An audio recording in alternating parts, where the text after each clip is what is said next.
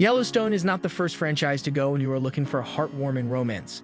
I mean, the show is basically telling the story of a rancher family through multiple generations in the difficult landscape of Montana. So romance is not exactly at the top of their concerns list, as survival is a much bigger issue. That being said, even though the franchise's intention is not to deliver the most romantic series of all time, perhaps unintentionally it has some of the most iconic romantic couples ever.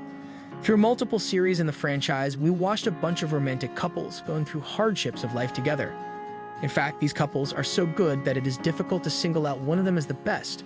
But here I am attempting to find the best couple in the Yellowstone universe. So without further ado, let's dive into the video. Spencer and Alexandra. We are starting strong with Spencer and Alexandra. The couple was introduced in 1923 and has become the main reason for many people to watch the series in the first place. The unlikely match delivered some of the most romantic, passionate, and tragic moments of romance on TV last year, leaving us heartbroken and teary-eyed. They are not only hot together, but also clearly improve each other's lives by being there for one another. And let's be honest, there are few couples who have gone through the things that these two have gone through in such a short time. Thus, I feel like they are among the strongest candidates to be the best couple in the Yellowstone universe. Monica and Casey. Okay, I admit that Monica and Casey have objectively gone through a lot more hardships than Alexandra and Spencer. But to be fair, they have been together longer than Alexandra and Spencer as well. Besides, even though they are very inspiring and romantic when their relationship is going well, when they are at their lowest, I cannot stand them. I mean, we watched Monica almost cheating on Casey. We watched Casey basically ruining his wife and son's mental health for the sake of his father, and we watched them hating one another time and time again. Of course, in the end, they somehow reunited and found their love once again, and I really like those moments. Still, I cannot overlook all that has taken place between the two. So personally, I believe they should be at the bottom part of the list. Elizabeth and Jack. This is one of those couples that are unproblematic, but also quite boring. I mean, yes, they have gone through a miscarriage and Jack's depression after losing his parents. But overall, I don't think we spent enough time with the two to see how much they adore each other. I can see that they are a young couple who are in love. And that's about it. I like them but don't see anything special in them. So in my opinion, they are a mid-range couple in the Yellowstone universe. John and Summer. Now, if Elizabeth and Jack are boring, John and Summer are simply ridiculous. Yes, it was good to see that John also had some action in his life apart from local politics and struggles to keep the ranch. But it is clear, in my opinion, that Summer is not the right one for him. I mean, I am surprised to see that this relationship lasted more than a summer fling. I don't see how these two people's values can align and how they can contribute to each other's lives. Also, it seems like they are enjoying each other's company, but I don't think at all that they are in love. They can be friends with benefits at best, and that's about it.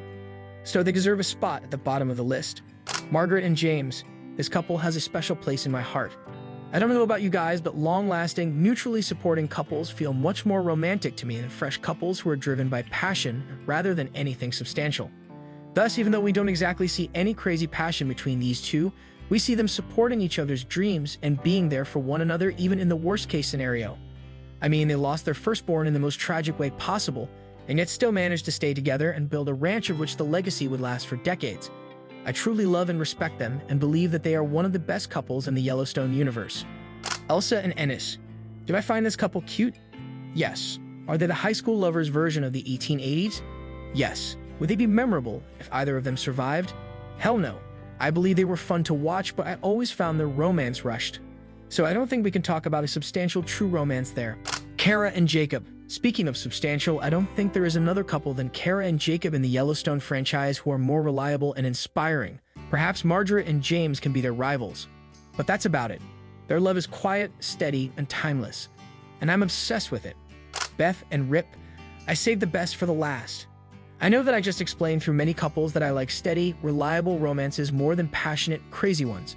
But I believe Beth and Rip deserve an exception. Perhaps because they are the couple that we watched for the longest time, I don't know.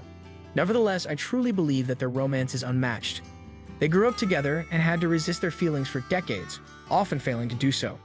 If this is not love, I don't know what is. They are definitely at the top of my list.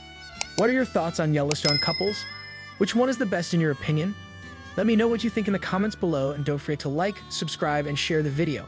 Thank you for watching. See you soon.